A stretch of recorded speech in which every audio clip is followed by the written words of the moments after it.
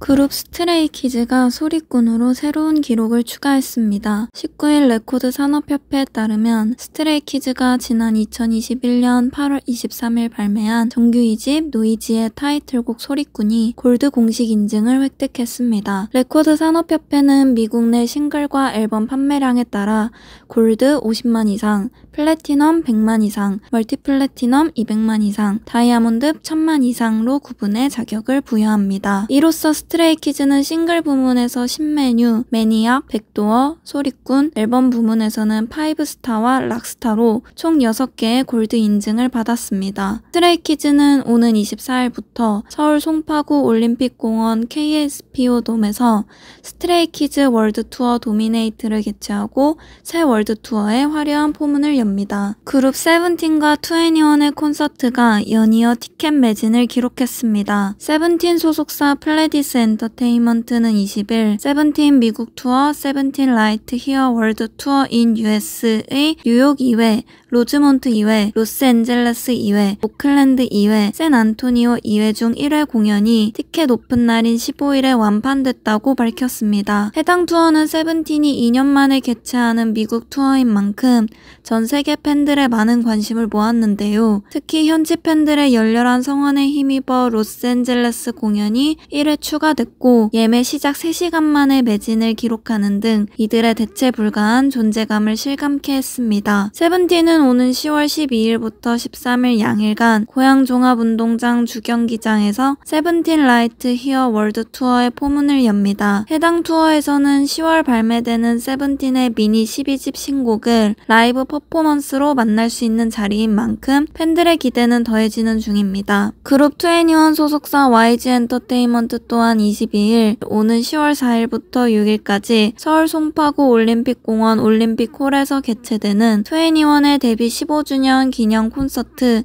2024 2NE1 콘서트 웰컴백 인 서울이 추가 회차 모두 전석 매진을 기록했다고 밝혔습니다. 앞서 지난 5일 오픈한 기존 2회차 공연이 40만 명 이상의 동시 접속 인원이 몰리며 치열한 티켓 대란을 일으킨 바 있는데요. 이후 일정 확대에 대한 팬들의 요청이 쇄도했고 폭발적인 성원에 힘입어 추가한 이번 1회차 좌석까지 순식간에 매진돼 3차 공연 모두 솔드아웃을 달성했습니다. 소속사는 오랜 시간 기다려주신 팬 여러분들과의 만남을 앞두고 멤버들 또한 설레는 마음으로 준비하고 있다며 최고의 공연으로 찾아뵐 테니 뜻깊은 순간을 함께 즐겨주시길 바라며 추후 이어질 글로벌 투어에도 많은 관심 부탁드린다고 전했습니다. 배우 정혜인과 정소민이 호흡을 맞추는 엄마 친구 아들이 전 세계에서 많은 사랑을 받고 있습니다. 21일 넷플릭스가 공개한 글로벌 톱10 시리즈 비영어 랭킹 8월 12일부터 18일까지 집계에 따르면 TVN 토일 드라마 엄마 친구 아들은 5위로 진입했습니다. 지난 17일 첫 회가 공개된 것을 고려하면 방송 이틀 만의 성과라는 점에서 이목이 집중되는데요. 뿐만 아니라 글로벌 OTT 플랫폼 순위 서비스인 플릭스 페트롤에 따르면 엄마 친구 아들은 미국, 영국, 프랑스, 독일, 스위스 등 전 세계 75개국에서도 톱10에 랭크돼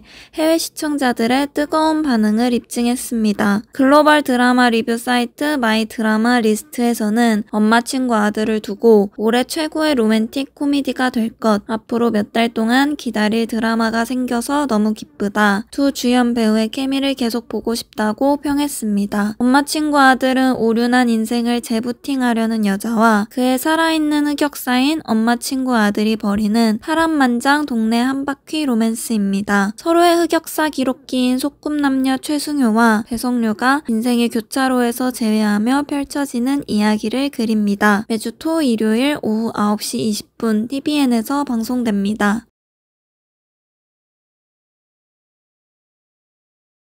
부산서 대낮 음주운전을 하다 추돌사고를 낸 전 프로야구 선수 장원삼이 최강야구에서 자진 하차했습니다. 장원삼은 18일 자신의 SNS에 보도된 내용대로 음주운전 접촉 사고를 낸 게 맞다. 변명의 여지가 없다며 진심으로 고개 숙여 사과드린다고 밝혔습니다. 이어 사고 전날 지인들과 모임 후 창원에서 늦은 술자리를 가졌고 다음날 새벽 택시를 타고 집에 도착했다. 이후 사건 당일 부산 일정을 위해 위해 낮 12시쯤 운전했고 그 과정에서 접촉 사고를 냈다고 전했습니다. 그러면서 사고 당일 술을 마시고 음주를 한 것은 아니지만 제 스스로 숙취가 남아 있었다면 택시를 부르거나 동행인들과 함께 운전하지 말거나 대중교통을 이용해야 했습니다. 하지만 당일이 아니고 전날 마셨고 수면도 충분히 취했으니 괜찮겠다는 안일한 생각으로 운전대를 잡았다고 털어놨습니다. 이와 함께 현재 출연 중인 JTBC 예능 프로그램 최강야구에서 자진 하차할 것이라고 밝혔습니다. 그는 너무나 많은 분 덕분에 장원삼이 있었고 힘든 시기도 잘 견뎌낼 수 있었다. 은퇴 후에도 많은 관심과 사랑을 받을 수 있게 도움 주신 최강야구 모든 구성원 팀 팬분들께 다시 한번 진심으로 고개 숙여 사과드린다. 한치의 거짓 없이 잘못을 인정하고 반성하겠다고 덧붙였습니다. 장원삼은 2006년 현대 유니콘스에 입단했으며 삼성 라이온즈, LG 트윈스, 롯데 자이언츠 등에서 활약했습니다. 2020년 은퇴 후 최강야구에 출연해 시청자들과 만났습니다. 가수 산이가 행인을 폭행할 혐의를 받고 있는 가운데 피해자에게 사과했습니다. 산이는 19일 법무법인 광야 법률 대리인을 통해 최근 재폭행 사건으로 인한 피해자분께 머리 숙여 사과드린다고 입장을 밝혔습니다. 그는 부득이 먼저 입장문으로 피해자분께 사과의 뜻을 전하게 됐으나 피해자분을 직접 뵙고 용서를 구하고 싶다며 저로 인해 실망하셨을 많은 분들께 죄송하다. 제 잘못을 꾸짖어 달라고 고개 숙였습니다. 산이의 법률 대리인 또한 수사에 적극 협조함은 물론 최대한 빠른 시일 내에 피해자분께 사과드리고 피해 회복을 위해 최선을 다하겠다고 전했습니다. 이날 서울 마포경찰서에 따르면 산이는 지난 17일 특수폭행 혐의로 입건됐습니다. 산이는 지난달 28일 마포구 망원동의 한 공원에서 행인 A씨에게 자전거를 똑바로 끌고 가라는 취지로 말하며 폭행한 혐의를 받고 있습니다. A씨는 눈 주변이 찢어졌고 치아 일부가 손상됐다고 주장하고 있는데요. 다만 경찰은 산이와 A씨 사이에 쌍방 폭행이 있던 것으로 판단하고 A씨도 입건한 상태입니다. 2010년 데뷔한 산이는 아는 사람 얘기, 한여름밤의 꿀 등 다수의 히트곡을 발매하며 많은 사랑을 받았습니다. 또한 엠넷 예능 프로그램 쇼미더머니의 프로듀서로 활약하며 시청자들과 만났습니다. 배우 장신영이 불륜 의혹에 휩싸인 남편 강경준을 용서했습니다. 장신영은 19일 자신의 SNS에 그동안 저희 가족을 아껴주시고 사랑해주셨던 모든 분들께 실망을 드린 점 죄송하다. 그보다 이 일로 피해를 보신 분들께 먼저 사과의 말씀을 올린다고 밝혔습니다. 이어 그동안 시간이 어떻게 흘러가는지도 모른 채 어두운 터널 같은 날들을 보냈다. 어느 날 지그시 눈을 감고 있는데 오랜만에 찾아온 고요와 평화가 너무 좋았다며 그런데 그 고요를 뚫고 아이가 엄마 하고 저를 가만히 불렀다. 순간 아이의 목소리와 함께 정신이 번쩍 들었다고 전했습니다. 그러면서